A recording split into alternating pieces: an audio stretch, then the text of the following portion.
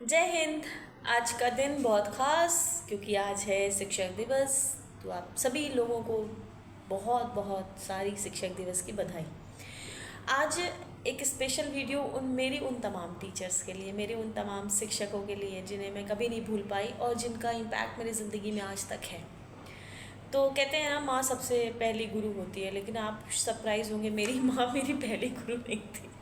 वो हमेशा, क्योंकि उनकी लाइफ जो थी वो वर्किंग लेडी थी। वो सुबह ही जब हमारे हमारे स्कूल जाने के, मतलब हम स्कूल चले जाते थे तब उनका वो अपने आप को रेडी करते थे, और हमारे आने के जब उनके आने का टाइम होता तब तक हम सो जाते थे। तो हमारी मदर से हमारी इतनी ज़्यादा मतलब बातचीत नहीं होती थी। हाँ, एक चीज़ ज़रूर याद है मम्मी की, कि वो कहती, हम पूछते थे मम्मी ये कर लें, तो मम्मी बोलती थी जो मर्जी करो। तो काफ़ी दिन के बाद समझ में आया कि उनका कहने का मतलब था करके दिखाओ। तो हमारी मदर का ये इम्पैक्ट रहा। हाँ, हमने अपनी मदर का, हम सभी भाई बहनों ने, मैंने, मेरे भाई ने, मेरी बहन ने, हमने अपनी मदर की का स्ट्रगल देखा है, लाइफ में संघर्ष देखा है। फादर के जाने के बाद जिस तरह से उन्होंने अपने आप को स्टैंड किया और हम लोगों को एक परवरिश दी, वो मतलब शायद हम पूरी ज़िंदगी कमा कर उनके को दें और हम पूरी ज़िंदगी उनकी सेवा करें तो भी वो पूरा नहीं हो सकता। वो पूरा हो ही नहीं सकता, उसका एक क्षण भी हम उनके लिए नहीं कर पा रहे। तो ये मेरी मदर थी। हाँ, मेरी मदर की मदर यानी मेरी नानी का मेरी लाइफ में बहुत इम्पैक्ट पड़ा। मैं उन्हें अपनी फर्स्ट गुरु मान सकती हूँ। घर गृहस्थी कैसे चलानी है और पकवान बनाना, और वो ना मेरी पढ़ाई को लेके बड़ी कॉन्शियस होती थी। हम लोग के टाइम पे लड़कियों को थोड़ा ना उस तरह भी देखा जाता था, तो वो लड़ जाती थी मेरे लिए कि ये मेरी बेटी कर रही है तो तुम लोगों को क्या प्रॉब्लम है, और कोई कुछ बोल दे अगर तो पता नहीं क्या ही कर दे। मुहावरों में वो बातें करती थी हम लोगों से, तो उनके मुहावरे आज भी मुझे बहुत याद है। काफ़ी काफ़ी मतलब इम्पैक्ट पड़ा मेरी ज़िंदगी में मेरी नानी माँ का। हमारे घर का माहौल बहुत आध्यात्मिक था, पूजा पाठ वाला। मेरी नानी का प्याज लहसुन भी नहीं खाते थे, तो बाकी तो बस दूर की बात है। हम लोग बहुत सात्विक टाइप की ज़िंदगी हमने देखी है अपनी लाइफ में। तो उनका जो मेरे अंदर सात्विकता है, मेरे अंदर जो आध्यात्मिकता है, वो मेरी नानी के ही माध्यम से आया। और वो हमेशा कुछ ना कुछ अच्छा बताने की कोशिश करती थी। हमेशा एक ऐसी ज़िंदगी जीने की बात करती थी जिसमें आपको किसी से छल कपट नहीं होना चाहिए।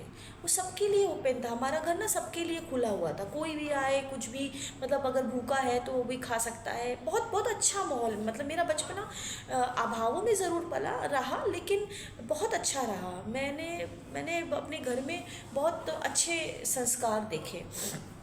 डेफिनेटली फिर जब मैं 9th और 10th में गई तो मेरी सबसे जो इम्पोर्टेंट और मेरी सबसे फेवरेट जो टीचर थी वो आभा गोयल मैम थी। 9th में वो हमें हिंदी और संस्कृत पढ़ाया करती थी कोचिंग में, और उन्होंने मुझे क्या नहीं सिखाया, मतलब मैं क्या बताऊँ।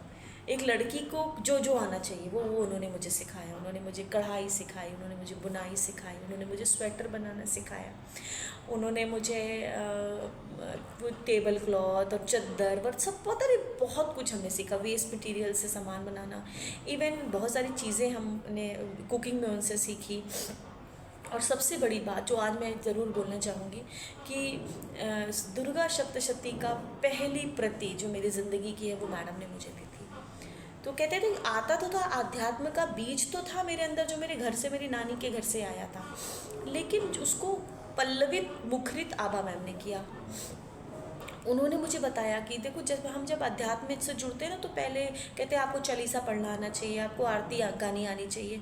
तो सप्तशती जब मेरे पास दुर्गा सप्तशती आई तो मुझे समझ में आया, और मैं बहुत सालों से नवरात्र का व्रत रख रही हूँ। आप समझ सकते हो, मैं 9th की बात कर रही हूँ तो मैं 7th क्लास से शायद मैं नवरात्र का व्रत रख रही हूँ, जब बच्चा खुद बच्चा होता है। तो आज तक है उसका इम्पैक्ट मेरी लाइफ में बहुत पड़ा। साथ ही साथ गोयल सर, उनके husband Vishan sir Goyal sir, वो भी मुझे क्या नहीं करते थे। मतलब I was very bright child, पढ़ने में अच्छी थी तो किताबें देना, और मुझे मेरी छोटी छोटी गलतियों को मार्क करना। और मुझे आज भी सर याद है एक बात आपकी, कि हाई स्कूल जब पास हो गई और अच्छे नंबर से डिक्टेशन के साथ पास हुई, तो उन्होंने बोला तुमने मार खाई मेरी? मैंने कहा नहीं सर, मैंने मार नहीं खाई। क्या झूठ मत बोलो। मैंने कहा सच में सर, मैंने आज तक आपसे मार नहीं खाई। तो उन्होंने बोला मुझसे कि शायद तुम पहली स्टूडेंट हो जिसने मुझसे मार नहीं खाई। उस समय से ये था कि टीचर मतलब हम बड़े वो थे, हमें कोई फ़र्क नहीं पड़ता था, हम बड़े रिस्पेक्टफुल तरीके से कहते आज आप ज़रा बच्चे को एक तमाचा मार के दिखाइए, ज़रा आप एक कुछ भी बोल दीजिए, मारने को तो छोड़ दीजिए, कुछ बोल दीजिए, पूरे घर भर इकट्ठा हो जाएंगे और हमें खुद डर लगता है कि पता नहीं ये हमारे साथ क्या कर दे। तो हमारे समय के वो टीचर्स थे तो जो लाठी से मारा करते थे और हमें कोई फ़र्क नहीं पड़ता था। तो एक ये था गोयल सर। और आज भी आभा मैम, गोयल सर मेरे साथ जुड़े हुए हैं। आज भी जब कभी भी मैं निराश होती हूँ, तकलीफ़ में होती हूँ, तो मैं उनको कॉल करती हूँ और वो मुझे सल्यूशन देते हैं। तो मेरा बहुत सारा अटैचमेंट और लगाव और बहुत प्यार है उनके साथ। फिर मेरी ज़िंदगी में एक और मैडम है, उनका नाम है भक्ति चटर्जी। मैं प्रे करूँगी कि वो बहुत लंबी उनकी ज़िंदगी हो, बहुत स्वस्थ हो। मेरी म्यूज़िक टीचर हुआ करती थी मेरे स्कूल टाइम में। तो म्यूज़िक में क्या होता था ना, प्रैक्टिकल और थ्योरी दो चीज़ें होती थी। तो प्रैक्टिकल में हमें डेफिनेटली ना सीखना पड़ता था, स्कूल में उतना नहीं हो पाता था, हमें कोचिंग करनी ही पड़ती थी, ये हम था। तो मेरे पास इतनी पैसे नहीं होते थे, फ़ीस नहीं होती, भरने के पैसे भी नहीं होते थे। तो मैं जा रही थी तो मैम ने मुझे बोला तुम कोचिंग क्यों नहीं आती हो, बाकी सब जाते हैं, तुम क्यों नहीं आती हो। और उस समय कोचिंग में उनकी बेटी चंदा दीदी हमें पढ़ाती थी, हम चंदा दीदी करते थे उन्हें, वो हमें म्यूज़िक सिखाया करती थी। तो मैंने एक दिन बोला, मैंने कहा मैम मेरे पास इतने पैसे नहीं है ना कि, और बहुत पैसे बहुत मिनिमम होते थे, लेकिन उससे हमें 150-200 रुपये भी बहुत बड़ी चीज़ होती थी हम लोगों के लिए। मैंने कहा दीदी मैम मेरे पास इतने फ़ीस नहीं है कि मैं आपको मतलब मैं पढ़ सकूं या मैं कोचिंग आ सकूं। तो उन्होंने कहा तुमसे फ़ीस किसने मांगी, तो तुम बस आओ। और मैं जाना शुरू कर दिया। विश्वास मानिए 9, 10th, 11, 12th 4 साल उन्होंने मेरी फ़ीस नहीं ली। जब मैं बीए में गई और फिर से मैंने वोकल म्यूज़िक को चुना, क्योंकि दोनों टफ सब्जेक्ट थे मेरे, इंग्लिश थी और इकोनॉमिक्स थी, दोनों टफ सब्जेक्ट माना जाता था उस समय। तो मैं उस समय मैंने कमाना तो हालांकि 9 से ही शुरू कर दिया था, लेकिन 12th में मतलब ग्रेजुएशन में आके ठीक ठाक कमा लेती थी। तो मैंने काफ़ी इकट्ठा करके छोटा छोटा मतलब लिखा करते थे। आई रिमेंबर मेरी डायरी में हर महीने का एक लिस्ट होता था कि मेरे कितने पैसे हुए। और एक दिन मैं मैम के पास गई और मैंने एक एनवेलप में मैम को पैसे दिए। एनवेलप भी नहीं, आपको पता है वो जो कागज़ होता था ना, उसको लपेट के उसमें लिख के दिए। तो मैम ने कहा ये क्या है। मैंने कहा मैम ये फ़ीस है, मैं पूरी तो नहीं कर पाई लेकिन जितनी कर पाई वो है। तो उन्होंने कहा बैठ जाओ। मैं बैठ गई। तुमसे फ़ीस किसने मांगी। मैंने कहा मैम आपने नहीं मांगी, लेकिन ये एक ऐसी विधा है जिसमें अगर गुरु दक्षिणा ना मिले तो मैं कैसे जवाब दूंगी ऊपर। तो मैं ज़्यादा नहीं, जितना भी है मैम उसको प्लीज़ स्वीकार कर लीजिए। और मैं टॉपर रही, मतलब मैं म्यूज़िक में मेरा हमेशा 80s 90s के बीच में नंबर रहे। तो वो मुझे बहुत मानती थी, बहुत प्यार भी करती थी। उन्होंने लिया और मुझे आशीर्वाद दिया। फिर काफ़ी साल तक, आप सोचिए 9, 10th, 11, 12 4 साल ये हो गए, 3 साल आपके बीए के हो गए और उसके साथ हम प्रभाकर भी करते थे। तो काफ़ी साल चंदा दीदी और भारती मैम से अटैचमेंट रहा। और शायद जो एक स्वर की पकड़ थी वो मुझे वहाँ से मिली। गा तो लेती थी लेकिन उसमें जो शार्पनेस थी वो उन्होंने दी। तो उनको भी आज मैं याद करती हूँ और प्रे करती हूँ वो जहाँ भी रहें खुश रहें, अच्छे से रहें। इकोनॉमिक्स की मेरी एक मैडम थी गुंजन मैम, बीए में। मैंने आपको बताया कि अभावों में मेरा बचपना रहा। तो एक दिन मुझे नोट्स बनाने का बहुत शौक था। मतलब मैं आज भी, मेरे स्टूडेंट्स जो हैं वो जानते हैं कि मैम कितनी पंक्चुअल हैं नोट्स को लेकर, क्योंकि मेरे लाइफ में उसका इम्पॉर्टेंट रोल रहा। अगर मैं नोट्स बनाती थी तो मुझे लास्ट में पढ़ने की ज़रूरत थी। और मैं ये कहूँगी कि मुझे अगर इकोनॉमिक्स में गोल्ड मेडल मिला तो वो गुंजन मैम की वजह से मिला। क्यों? मैं बैठ के ना नोट्स बना रही थी लाइब्रेरी में। पीछे से पहले के टाइम पे ना टीचर्स ना आते थे, देखते थे कि मतलब बच्चियाँ क्या कर रही हैं, और मैं क्लोज तो हो ही जाती थी टीचर्स के। तो वो बोली क्या कर रही हो बेटा। मैंने कहा मैम नोट्स बना रही हूँ। तो कहते तुम कागज़ में नोट्स क्यों बना रही हो। मैंने कहा मैम कागज़ में बना रही हूँ, उसके बाद इसको स्टेपल करके टेप लगा के मेरा नोट्स कॉपी तैयार हो जाएगी। क्यों कॉपी नहीं है तुम्हारे पास। मैंने कहा नहीं मैम कॉपी नहीं है, मैं नहीं खरीदूँगी, मैं इसी से कर लूँगी। अच्छा वो जानते हो वो पेपर कौन से होते थे, जो पुराने वाली कॉपी होती थी ना, जैसे मैंने इंटर और बीए में इंटर में जो कॉपी मेरी भर गई होगी, थोड़े से पेजेस होंगे, उसको निकाल के उस पर लिखा करते थे। दूसरे दिन प्यून आता है और मुझे करीबन 10 मोटी, आज भी वो मेरे पास कॉपी है, 10 मोटी मोटी कॉपी रजिस्टर वो मुझे देता है। वो भी नहीं दे, मतलब मैम, मैंने कहा ये क्या है भैया, तो बोला कि ये गुंजन मैम ने तुम्हारे लिए भेजा है। मैंने देखा और वो कॉपी आज भी, मैंने बताया ना, मेरे पास आज भी वो कॉपी मौजूद है। Ma'am thank you so much. तो मेरे मैम का मतलब क्या बोलूँ, है ना। तो फिर उसमें मैंने लिखा, एक मैम थे जो बहुत अच्छा बोलती थी, तो उनके बोलने का स्टाइल है, बहुत सारे लोग कॉपी भी करते थे उनके स्टाइल को, डॉक्टर रीता चौहान, उनका भी, उनकी पर्सनालिटी का भी मेरे पर्सनालिटी में इम्पैक्ट आया। उनका काम करने का तरीका, पंक्चुअलिटी, उनका वो भी मेरे पास, उनका भी इम्पैक्ट मुझ में पड़ा।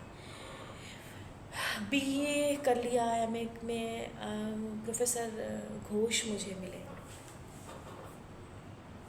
उनके बारे में क्या बोलूँ।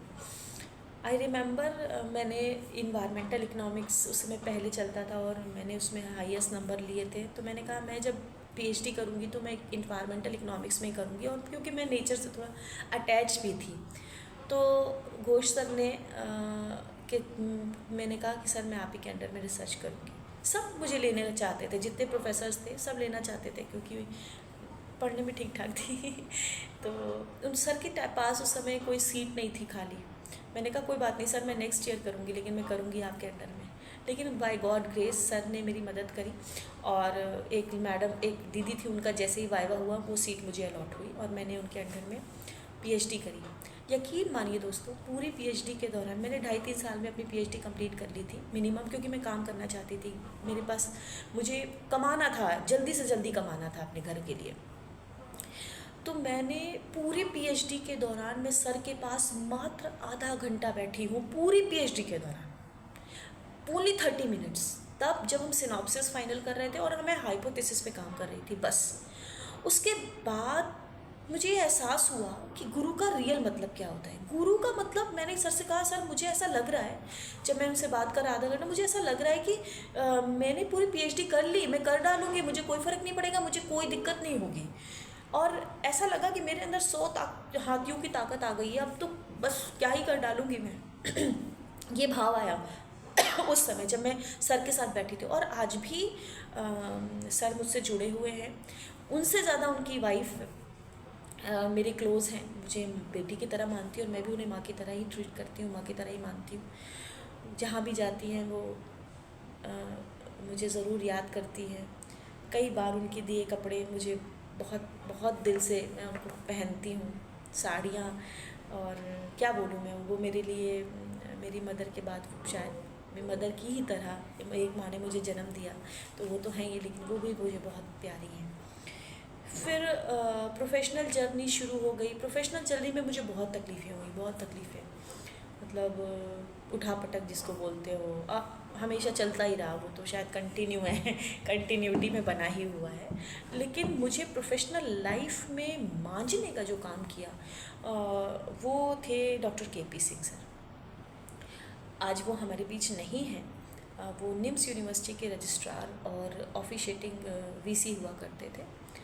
उन्होंने मुझे बहुत बहुत मांझा, और आप सोचो कि मेरी राइटिंग स्किल्स को मेरी बहुत उन्होंने शार्प किया, कैसे लेटर्स लिखते हैं, कैसे मेल लिखते हैं, और ज़िंदगी को पॉजिटिविटी के साथ जीना कितना ज़रूरी है और कैसे जी सकते हैं, ये उन्होंने मुझे सिखाया। घंटों बैठा करती थी उनके पास, बहुत सारे लोग बहुत सारी बातें भी करते थे, लेकिन उन्हें कोई फ़र्क नहीं पड़ता था। मैं बल्कि कहती थी सर आप तो काम के लिए बुलाते हो, बाकी कुछ और सोचते हैं। तो कहते सोचने दो, तुम सीखो। और उन्होंने एक बात जो मुझसे कही है, वो नहीं कर पा रही, उसके लिए उनको सॉरी मैं। वो मुझसे कहते थे कि अपने दिल को इतना मजबूत कर ले कि कोई लोहे की कील अगर भी ठोके ना, तो वो लोहे की कील मुड़ जाए, मतलब तुझे कोई फ़र्क ना पड़े। वो ये शब्द बोला करते थे, सेम लाइन। और मैं ये नहीं कर पाई, मैं अपने दिल को इतना मजबूत नहीं कर पाई कि कोई भी कील ठोके। आज भी फ़र्क पड़ता है, लेकिन हाँ सर, कोशिश कर रही हूँ कि आपने जो सिखाया है उसको मैं आगे बढ़ा सकूँ। एक बात और वो बोला करते थे, जिसे मैंने गुरु मंत्र के रूप में ले लिया। वो बोला करते थे कि एक काम, मैं जब कभी जाती थी सर ऐसा हो गया, ये हो गया, वो हो गया, तो वो मुझसे कहते थे कि मोनिका बस एक काम कर कि काम कर, बस इसके अलावा वो कुछ नहीं बोलते थे। और वो गुरु मंत्र मैं बहुत सारे लोगों को दे चुकी हूँ कि बस अगर हम अपनी लाइफ को जीना चाहते हैं ना, तो बस हमें एक काम करना है कि हमें काम करना है। और शायद उनके जितना जिनके पास आज मुझे किसी रजिस्ट्रार्स के पास बैठने की ज़्यादा ज़रूरत नहीं होती, मैं अपना काम करके ही उनके पास जाऊंगी, सर काम हो गया देख लो, कोई प्रॉब्लम हो तो मुझे बता देना, मैं ठीक कर दूंगी। किसी वीसी के पास मुझे जाने की ज़रूरत नहीं होती, बस उन्हें हिदायत देनी होती है और मैं काम करके दे देती हूँ। रीज़न क्या?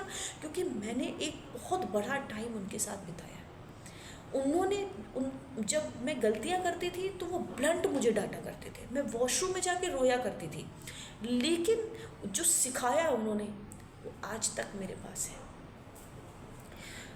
तो ये कुछ मेरे गुरु थे जिनकी मेरी लाइफ में बहुत इम्पोर्टेंस है, और मैं उन जो लोग मेरे साथ हैं मैं उनका साथ कभी नहीं छोड़ूंगी।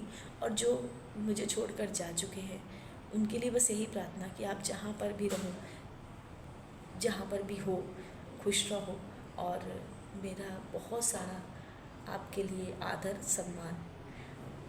तो एक बार फिर से happy teachers day to all of you.